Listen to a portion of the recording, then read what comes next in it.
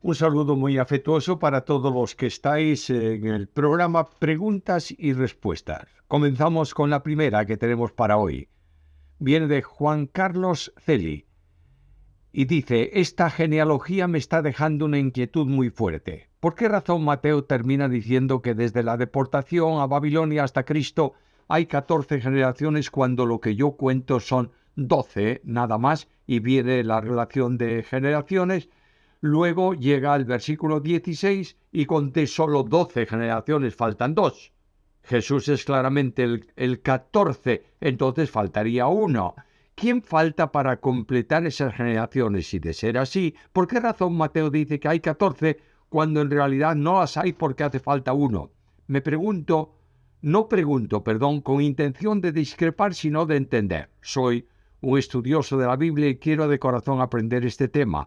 A cualquier persona que desee ayudarme a entender esto, le agradecería infinitamente.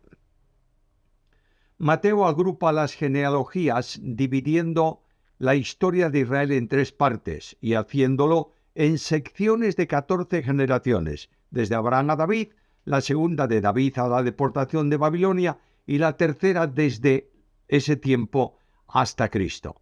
Las genealogías no son totales. En ocasiones faltan algunos eslabones, no solo en las genealogías del Nuevo Testamento, porque los autores no tienen interés de un mapa cronográfico de genealogías, sino de demostrar que una persona está vinculada con otra, y ponen unas cuantas genealogías que son suficientes para eso, porque lo que le interesa a Mateo es vincular a Cristo con David. De manera que Mateo usa una estructura continuada en la genealogía con las palabras desde hasta. No, eso es lo que vale. Desde David hasta Cristo, 14. Él pone 12 o 13 o las que fuesen, son suficientes a efectos de la forma de reflexionar y de pensar de los judíos. Los grupos están incompletos en el recuento, porque si se cuentan los antecesores hasta el retorno de Babilonia, dan solo 13. Pero lo que interesa a Mateo es entroncar a Cristo con David, y no tiene, por tanto, en cuenta uno por uno los antecesores de este, a no ser lo que le interesa a él, que es el hecho de ser David, antecesor de Cristo. Tiparelles. ¿Sabe dónde puedo conseguir el libro Espiritualidad Trinitaria del hermano Francisco Lacueva? No lo he encontrado en la internet o está discontinuado. Mira, tendrás que buscarlo en casas que tengan o que vendan libros usados, porque ese texto está descatalogado desde hace tiempo. Aldo César Alvarenque Meneses. Mi duda es cuando hacemos un llamado para que las personas pasen adelante para que oremos por ellas, y algunas terminan cayendo al suelo mientras oramos. ¿Es bíblico ese suceso? Lo diré con toda firmeza. No es bíblico. No hay referencia alguna a un hecho semejante en el Nuevo Testamento. Puede tratarse de una tensión anímica en el mejor de los casos que hace que la persona caiga al suelo, pero no hay ninguna evidencia histórica en el Nuevo Testamento que permita asentar eso como una experiencia ocurrida en algún momento. La caída de lo que llaman en el espíritu debe preguntarse de dónde sale, qué espíritu la produce y por qué ocurre. J. Durzagasti. ¿Cómo se interpreta Gálatas 5:4? De Cristo se desligaron los que por la ley se justifican, de la gracia han caído. Sobre todo, lo que desligarse y caer de la gracia, este verso lo usan los que afirman que la salvación se puede perder, lo cual no comparto. Nada dice el texto de la pérdida de salvación. Lo que está enseñando es que quien quiere justificarse por las obras de la ley o santificarse por las obras de la ley, abandona el camino de la relación que provee la salvación por gracia y hace nula la obra de la gracia en la santificación, si realmente es creyente, dejando a un lado ese camino de gracia de dependencia. Al desechar la fe, que es lo único que agrada a Dios, se desliga de Cristo. No pierde la salvación, pero toma otra esfera que no es la de la gracia en el tiempo de la santificación especialmente. Desligarse implica dejar sin fuerza o sin eficacia algo. Por tanto, equivale a dejar sin efecto los resultados que se alcanzan mediante la unión con Cristo, quedando anulada en el sentido de eficacia y de realidad. El legalista abandona el sistema de la gracia para pasar al de las obras, pero en ningún caso se trata de perder la salvación.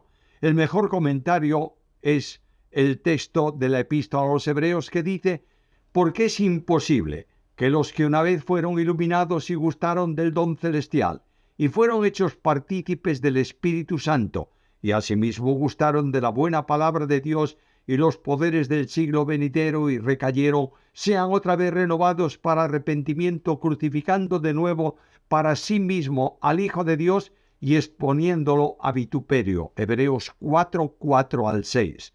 Nótese la imposibilidad. Es imposible que sean renovados para arrepentimiento. Es decir, nadie puede perderse una vez que ha sido puesto en Cristo. Juan Antonio Hernández Moreno. ¿Jesús pudo pecar? No, en absoluto. Puesto que cuanto pudiera haber hecho o hiciera, afectaba a la persona divina del Verbo en quien subsiste esa humanidad. Doncel. ¿Cuáles son las razones por las cuales el Señor delegó que la cabeza y autoridad en la iglesia y en la casa sea el hombre? Gracias. ¿En qué lugar está que la cabeza de la iglesia sea el hombre? La única cabeza de la iglesia es Cristo. Efesios 1:22. La cabeza del hogar como responsable del hogar delante de Dios, no como dominador o como dueño o como jefe, sino como delegado de Dios en esa área, es el hombre. ¿Cuáles son las razones para ello? Tendríamos que preguntarle a Dios. La única válida es su soberanía. Dios hace las cosas como quiere, cuando quiere y porque quiere. Juanma Barrul. Hay muchas teologías sistemáticas y no sé por cuál decantarme y preguntaba si usted podría recomendarme una. Mira, te recomiendo una sencilla pero buena, que es la teología sistemática de L.S. Schaeffer. Ángela Silva. Pastor Samuel, el arrepentimiento y la conversión son graduales. En ningún modo. Los dos son instantáneos y la salvación se recibe en el momento de la fe o no se tiene la salvación. Javé Jesús. La guerra de Gog y Magog es antes, en medio o después de la tribulación. Esta guerra equivaldría a la Tercera Guerra Mundial. ¿Cuál es la verdad a la luz de la Biblia? Mira, son una serie de batallas que comienzan en el entorno de la mitad de la semana, es decir, a la mitad de la tribulación, y culminan con la última batalla contra Cristo al final de la misma, concluyendo con la aniquilación de los ejércitos y la segunda venida del Señor. Nada tiene esto que ver con la Tercera Guerra Mundial, porque el tiempo de hoy no es el tiempo del futuro, ni las experiencias que pueden darse en el presente son las que van a darse en la escatología. Samuel Cuello. ¿Cuál es la verdadera interpretación o la respuesta bíblica de en el cual también fue y predicó a los espíritus encarcelados? Ya contesté a esta pregunta hace tal vez 2 semanas. Quiero pedir que tengáis paciencia, porque contestamos a todas las preguntas, pero lo hacemos en orden de recepción y en ocasiones pueden demorarse un poco. De modo que si tú haces la misma pregunta en tan corto espacio de tiempo, complicas un poco la vida a los que están seleccionando las preguntas en el canal. Gracias. Angélica, estoy estudiando la creación en un grupo bíblico. El maestro, en la parte que hace mención a que fuimos hechos a imagen y semejanza de Dios, dijo que tenía que ver con el carácter, voluntad, emociones de Dios en nosotros. Eso está bien, el asunto se puso más complicado cuando agregó que también somos imagen de Dios con respecto al aspecto físico, haciendo referencia a Colosenses 1:16. Desde ese día quedé muy confundida. Jamás había escuchado ese planteamiento. Agradezco sus respuestas. Primeramente, no encuentro ninguna relación con eso en Colosenses 1:16, es decir, con la imagen física. Dios es espíritu, por tanto no tiene imagen física. Además, cada hombre físicamente hablando es distinto al resto. Y la Biblia dice que Dios hizo al hombre a su imagen y semejanza. Angélica, el Señor, ¿cómo existía antes de la encarnación? ¿Era espíritu? La Biblia responde, Dios es espíritu. Las tres personas divinas son espíritu. Solo la segunda se hizo hombre por encarnación. Jade Jesús.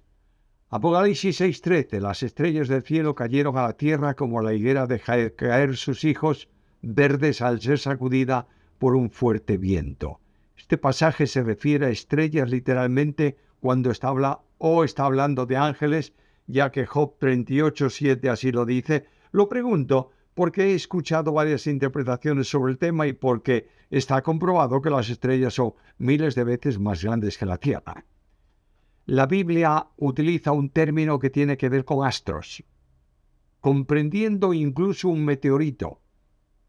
Por ejemplo, podría referirse con esa palabra a lo que se llama la lluvia de estrellas cuando la Tierra atraviesa la cola de un cometa o entra en el campo de pequeños cuerpos siderales. No se trata ahí de ángeles, sino de conmoción cósmica que se hace visible para los hombres en la Tierra. Zaira Santiago. Siempre me pregunté sobre esa caída cuando alguien ora y las personas caen.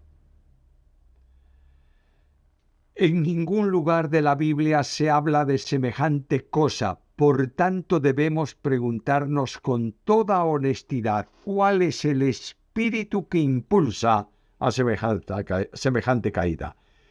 Nunca hubo caída alguna por causa de la presencia y manifestación del Espíritu Santo. Las caídas que se mencionan aquí son un invento ocurrido en tiempos recientes y como mínimo son meras sugestiones cuando no son el resultado de cosas mucho peores. Lucas Romero. Si el libro de Isaías fue escrito en forma de poesía, ¿cómo podemos interpretar el capítulo 11 de este libro? No se trata de figuras literarias propias de un poema, aunque hay partes de la profecía que están escritas en poesía. En este capítulo se habla proféticamente de lo que va a ocurrir en el tiempo de la segunda venida de Cristo y en el reino milenial, donde en la naturaleza se producirá un cambio que en cierto modo la retrotraerá al tiempo de la fundación del mundo. Ángela Silva, en Romanos 12:1 veo una posición como hijo redimido, pero a la misma vez veo nuestra condición de miserables. Lo que está en el primer versículo de ese capítulo es la entrega en adoración personal a la luz de lo que Dios hizo por nosotros. Es una exhortación a una entrega incondicional a Dios como respuesta a sus misericordias para nosotros. Por último, Ángela Silva también pregunta, ¿podría indicar comentario a los romanos que usted haya leído y que sean más relevantes y más cercanos a la carta a los romanos? Bueno, mira, hay muchos, yo tengo muchos textos, excelentes comentarios sobre la epístola a los romanos, por citarte desde el escrito por Lutero al de Calvino y a los más modernos de Newell, Hendrickson, etcétera, etcétera, MacArthur. Hay muchísimos comentarios buenos sobre el libro de Romanos. Con esto cerramos hoy ya nuestro programa de preguntas y respuestas. Os invitamos a estar con nosotros en el siguiente, si este os ha sido de bendición.